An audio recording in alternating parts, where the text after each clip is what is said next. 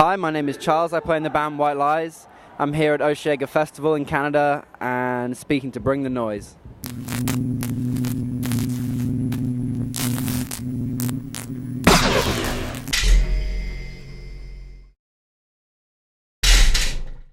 Yeah, we've played Canada quite a few times actually. We came here pretty early on in our career. We've got a really good fan base actually. It's very interesting as this is usually a place that we stop off once we've been in America for a while, and America's always been a little bit of a struggle for us as it is for a lot of British bands, and as soon as we cross the border, it's the kind of warmth and energy that comes off our fans over here is really quite humbling. It's really cool. So but we're playing we're going to be playing in London tomorrow. Oh no, day after tomorrow, and then over to Toronto for some headline shows too, so it should be a really good trip.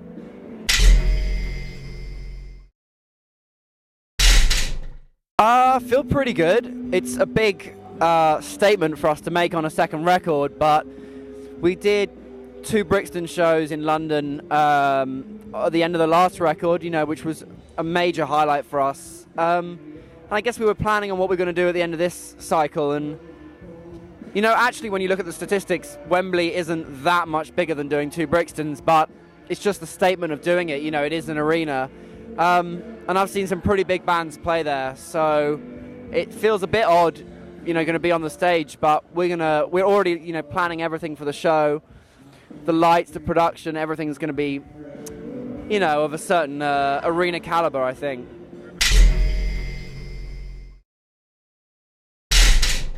There's not much to reveal at the moment. I mean, there's no giant zombies or anything, but it's just, I think, just going to be a really big, light show, and probably be some puff, flash, bang kind of stuff.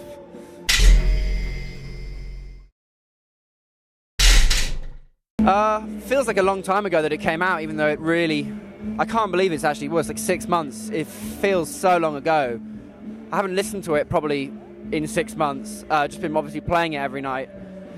But I think the same thing's happening as it did with the first record, and that the songs develop. We finished recording them, and that's kind of the start of when they really develop. I mean, we make the demos, and then we translate them to sort of larger production when we record the album. But after that is the challenge of learning how to play them live, and sort of where we really decide which are our favorites, which we would have done differently. But it's all a good learning experience, and now set's pretty tight. We know what we're doing, so yeah.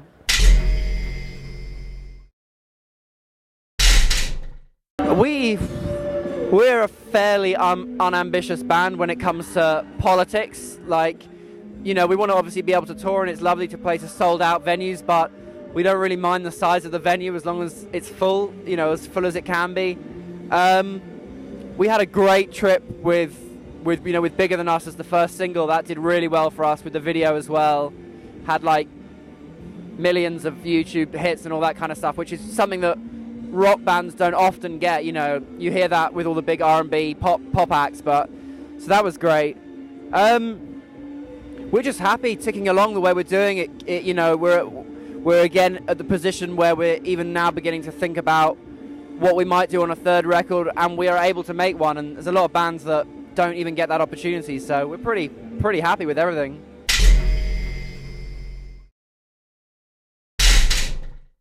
It's really hard to tell.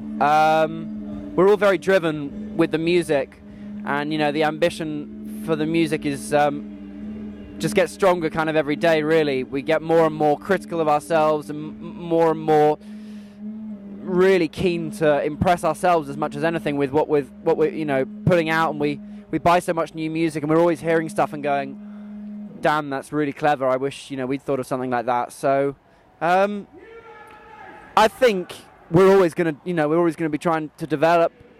It always feels different to us than it does to other people. Some people probably don't see a huge amount of difference between the first 2 records. To us, it's a real step on. But we'll have to see. I don't think we're going to make a reggae album or anything, but yeah, I'm not sure.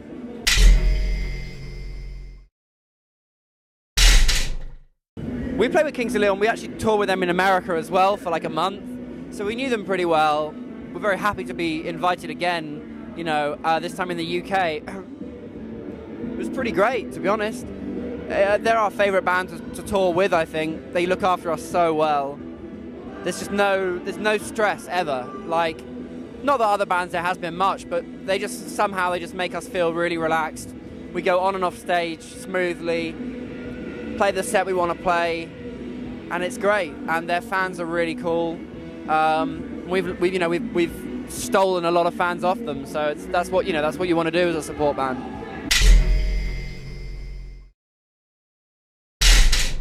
There's definitely a distance that becomes more apparent, yeah, when you're playing bigger shows.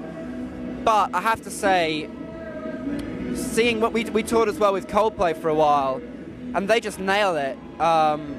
They make we were playing like 90,000 capacity venues with them sometimes, and they make it feel like a club.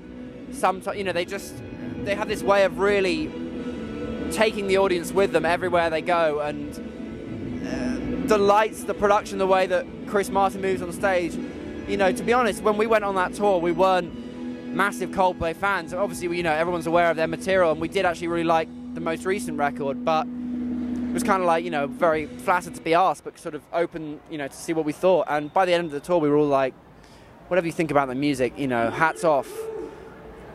They're on the same level as the kind of pop stars. Like, we were watching this DVD the other day of like a Beyonce tour, which I guess was like the last one or something, on her most recent album, and it is quite embarrassing when you watch people like that perform and you realise how much you suck, and like other bands suck just walking on stage and playing guitars, and she's going on and like dancing and singing and costume changing and playing instruments, and she's got the best band in the world, and she's getting everyone in the palm of her hand on the first track, and it really is a lesson. And Coldplay, I think, are the only band that we've toured with that actually approached that level of performance.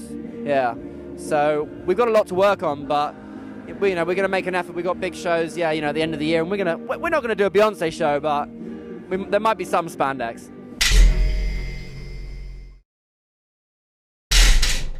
I think our session keyboard player Tommy would be up for that. He's very skinny, so I think he'd look pretty good. Yeah, I think he could put it off really well, actually. Maybe like a whole one-piece suit. I'll suggest it to him. I mean, we're all 23 now. We've been doing this for sort of 4 years, so we were very young when it started. And there were definitely points where we were slight pushovers with our management, with our record label. They won a few battles that we should have won, I think. Nothing big. Things about videos, artwork, like aesthetics, basically. There were a few times where we should have just said, shut up, we're going to be divas about this. But we're pretty well-behaved, well-mannered people, which is sometimes not a good thing. But we're getting to be more arseholes now, which is, great.